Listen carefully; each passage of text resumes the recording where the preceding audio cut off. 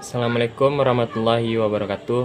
Perkenalkan, nama saya Muhammad Rizan Ginting, NIM 1900573 dari jurusan Pendidikan Luar Sekolah. Di video ini saya akan membacakan kepemimpinan dalam organisasi.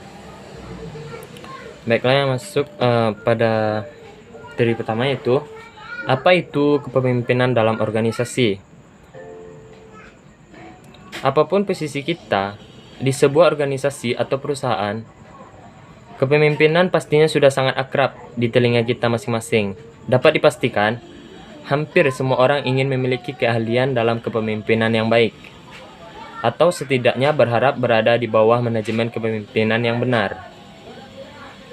Kepemimpinan adalah suatu kekuatan yang memegang peranan penting dalam keberhasilan organisasi manapun.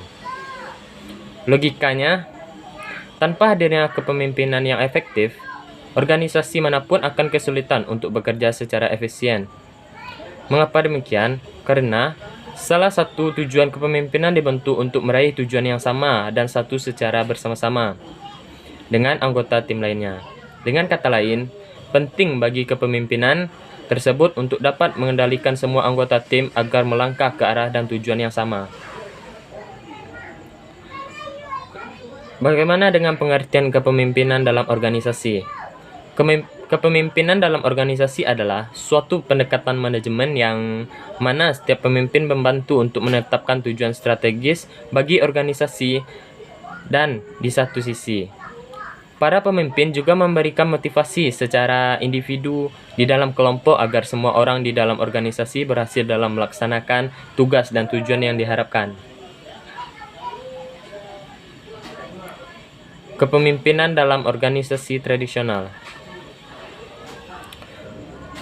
Untuk memahami kepemimpinan dalam organisasi secara baik, kita perlu memahami hal ini dari konteks tradisionalnya terlebih dahulu. Dalam organisasi tradisional, para pemimpin akan menetapkan fokusnya dalam memaksimalkan nilai bagi para pemegang saham atau investor. Untuk bisa melakukan hal ini, para pemimpin akan berusaha untuk mengembangkan strategi dan menginterpretasikannya ke dalam sebuah rencana. Pemimpin perusahaan atau yang biasa kita sebut sebagai direktur akan menugaskan tanggung jawab kepada karyawannya, sekaligus menjadi pengontrol untuk memastikan bahwa semua orang menjalankan tugasnya dengan baik. Selanjutnya, bagaimana dengan kepemimpinan dalam organisasi di abad ke-21? Semakin berkembangnya zaman, dunia bisnis dan dunia kerja pastinya juga akan ikut berkembang. Segala perubahan yang terjadi di dalam lingkungan bisnis dan kerja tentunya akan memerlukan pendekatan-pendekatan baru dalam kepemimpinan.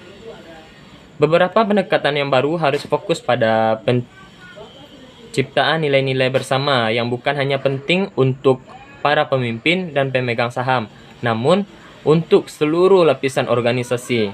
Maksudnya, nilai-nilai ini juga akan menjadi hal yang bermakna bagi para karyawan, klien, mitra bisnis, dan juga pelanggan. Selanjutnya, 4 gaya kepemimpinan dalam organisasi.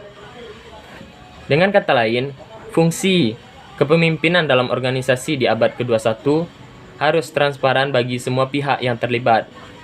Jika tidak, maka organisasi harus bersiap untuk ditinggalkan orang-orangnya secara perlahan-lahan. Dalam hal ini, ada 4 gaya kepemimpinan dalam organisasi yang perlu untuk kita pahami bersama-sama. Pertama yaitu, kepemimpinan dalam organisasi bertindak sebagai visioner. Gaya kepemimpinan dalam organisasi yang pertama di abad ke-21 adalah visioner. Ya, mana ada sih orang yang mau terlibat dalam organisasi yang pemimpinnya tidak memiliki gambaran apapun di masa depan. Seorang pemimpin dalam organisasi perlu menjadi individu yang visioner, di mana dirinya mampu untuk merancang tujuan dan visi misi yang jelas, serta meyakinkan seluruh anggotanya bahwa mereka sedang menuju jalan keberhasilan. Beberapa contoh kepemimpinan dalam organisasi adalah para pemimpin mampu mengamati dan mendengarkan orang-orangnya dalam lapisan organisasi apapun. Selain itu, mereka juga mampu untuk mempertimbangkan dan mengintegrasikan berbagai perspektif orang lain dengan berbagai pemikiran original yang mereka miliki. Tidak hanya itu, sebagai pemimpin yang visioner, mereka mampu bekerja dengan baik dalam tim dan membimbing anggotanya untuk menuju visi misi yang diharapkan. Yang kedua yaitu kepemimpinan dalam organisasi bertindak sebagai arsitek. Dengan memiliki visi dan misi yang jelas, seorang pemimpin sebenarnya sedang menjadi arsitek organisasi yang terarah. Para pemimpin dalam merancang rencana masa depan, namun mereka juga diharapkan dapat mendesain organisasi menjadi sebuah sistem yang transparan dan canggih. Dalam hal ini, para pemimpin juga diharapkan secara berkala memeriksa desain inti dari dasar organisasi tersebut.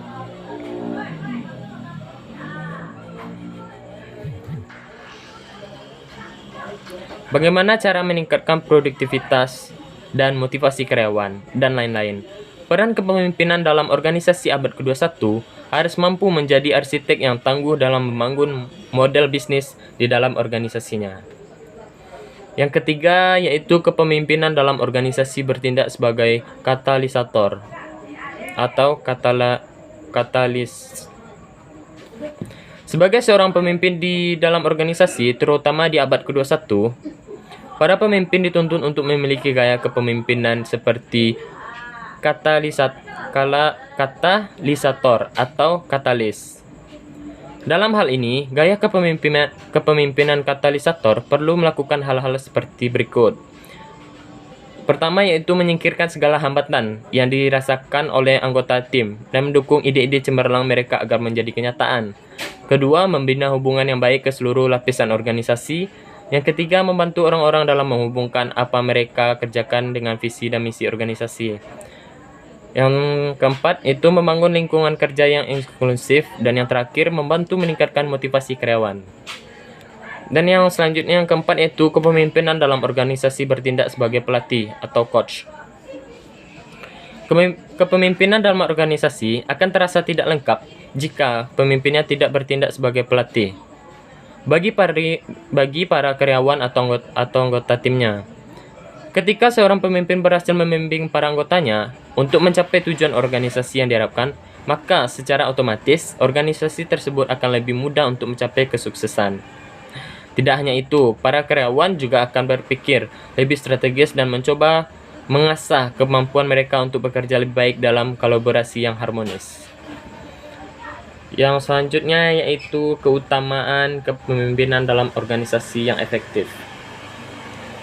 Setelah kita menyimak 4 gaya kepemimpinan dalam organisasi, terutama di abad ke-21 yang modern ini, sekarang waktunya bagi kita untuk mengenal dan memahami keutamaan apa saja yang terkandung pada kepemimpinan dalam organisasi. Berikut. Yang pertama yaitu membantu mempengaruhi perilaku orang lain. Kepemimpinan dalam organisasi yang kuat akan membentuk seorang pemimpin yang mampu mempengaruhi anggota timnya. Para pemimpin ini mampu membawa para anggotanya untuk tetap berada di bawah kendalinya. Tentunya pengendalian ini akan tetap berada di jalur yang baik, yaitu jalur untuk meraih kesuksesan organisasi yang diinginkan bersama.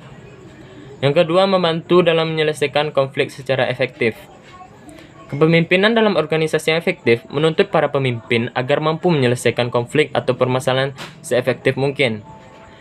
Konflik yang muncul di dalam organisasi bisa berbagai macam, baik konflik yang terjadi antara karyawan,